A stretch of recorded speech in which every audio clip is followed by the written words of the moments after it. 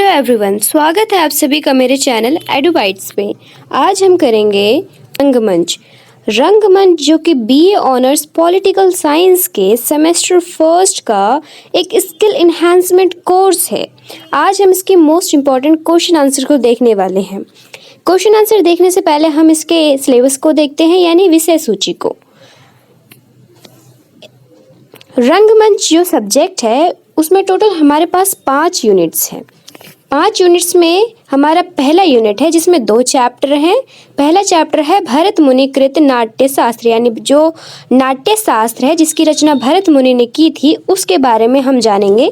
जो हमारा दूसरा चैप्टर है फर्स्ट यूनिट के अंदर, उसमें है हिंदी का पारंपरिक रंगमंच, यानी जो हम पारंपरिक रंगमंच की संकल्पना है उसको समझेंगे।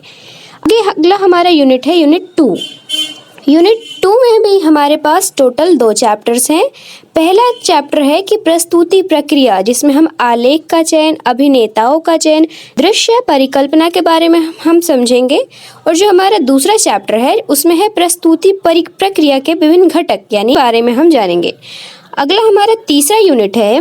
हम तीसरे यूनिट में देखेंगे कि अभिनय की तैयारी, वाचिक, आंगिक, आहार्य और सात्विक, यानी अभिनय यानी होता है नाटक, उसकी तैयारी करने के लिए हम 4 तरीकों का प्रयोग करते हैं, हम इसके बारे में जानेंगे।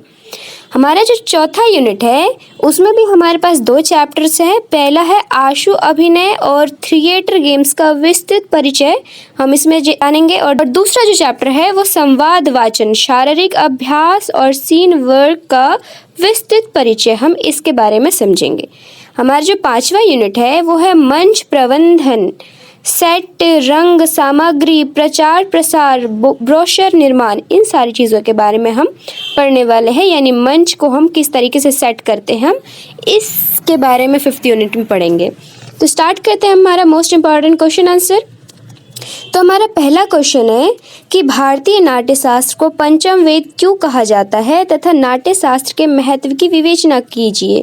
यानी जो हमारा भारतीय नाट्य शास्त्र है जिसकी रचना भरत मुनि ने की थी उसको हम पंचम वेद क्यों कहते हैं, इसके बारे में हमें बताना है। और उसके बाद हमें नाट्य शास्त्र का इम्पोर्टेंस बताना है।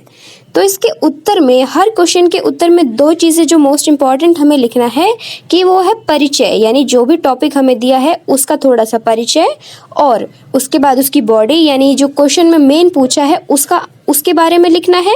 और उसके बाद में हमें एक निष्कर्ष लिखना है कि हमने पूरे आंसर में जो भी लिखा है उसका निचोड़ क्या है। तो इसका आंसर आपको पूरे में दे रखा है, पर अच्छे तरीके से फॉर्मेटिंग करके आंसर है। और इन सारे क्वेश्चंस के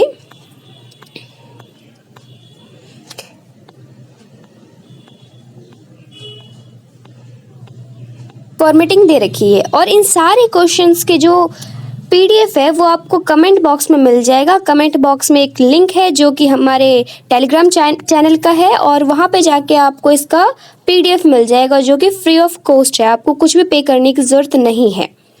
तो हमारा दूसरा क्वेश्चन है कि भारतीय रंगमंच के उद्भव और विकास को समझाइए, पारंपरिक रंगमंच की प्रवृत्तियों का विश्लेषण कीजिए। यानी इस क्वेश्चन में जो हमारा रंगमंच है, भारतीय रंगमंच, उसका विकास कैसे हुआ, वो कैसे उत्पन्न हुई, इसके बारे में बताना है। और साथ ही साथ इस रंगमंच की जो पारंपरिक रंगमंच की प्रवृत्तियाँ हैं उसके बारे में हमें समझाना है। तो हमारे फॉर्मेट की तरह सबसे पहले हमें परिचय लिखना है, उसके बाद हमें मेन बॉडी लिखना है, यानी जो क्वेश्चन में पूछा था कि भारतीय रंगमंच का उद्भव और विकास, हमने वो लिखा। इसके बाद हम देखेंगे पूरा डिटेल आंसर हम देंगे कि कैसे क्या हुआ था और क्या नहीं। कोशिश करें कि आप अपना आंसर पॉइंट्स में ना लिख के पैराग्राफ में लिखें, लेकिन इस तरीके से लिखें कि जो चेकर है उसको पढ़ने की ज़रूरत ना पड़े, बगैर पढ़े ही वो समझ जाए कि इस पेज में ये लिखा हुआ है, दूसरे पेज में ये लिखा हुआ है। तो हमारा ये पूरा आंसर है और लास्ट में हमारा निष्कर्ष है, यानी हमने पूरे क्वेश्चन में क्या लिखा है इसके बारे में। तो अगला हमारा क्वेश्चन है कि नाटक की प्रस्तुति प्रक्रिया एवं उसके विभिन्न चरणों का उल्लेख कीजिए। यानी जो नाटक है उसको किस तरीके से प्रस्तुत किया जाता है और उसका जो विभिन्न स्टेप्स है वो हमें अलग अलग स्टेप्स बताना है। तो सेम फॉर्मेट है, पहले परिचय, देन बॉडी कि हमें मेन क्वेश्चन में क्या पूछा है, और उसके बाद हमें निष्कर्ष बताना है कि हमने जो आंसर लिखा है उसका निचोड़ क्या है। तो अगला हमारा क्वेश्चन है कि नाटक को सफल बनाने में दर्शकों की भूमिका पर प्रकाश डाले। यानी जो एक नाटक है उसको सफल कौन बनाता है, वो है दर्शक। बगैर दर्शक के कोई भी नाटक निरर्थक है, यानी उसका कोई महत्व ही नहीं रहता है। तो हमें उसी के बारे में बताना है। तो इसका भी हमने फॉर्मेट सेम तरीका है, पहले परिचय है एंड देन ये निष्कर्ष है, लास्ट में हमारे पास एक निष्कर्ष है। और हमारा अगला क्वेश्चन है कि थिएटर गेम्स के द्वारा आत्मविश्वास कैसे बनता है, थिएटर गेम्स की भूमिका पर प्रकाश डालिए। हमें ये बताना है।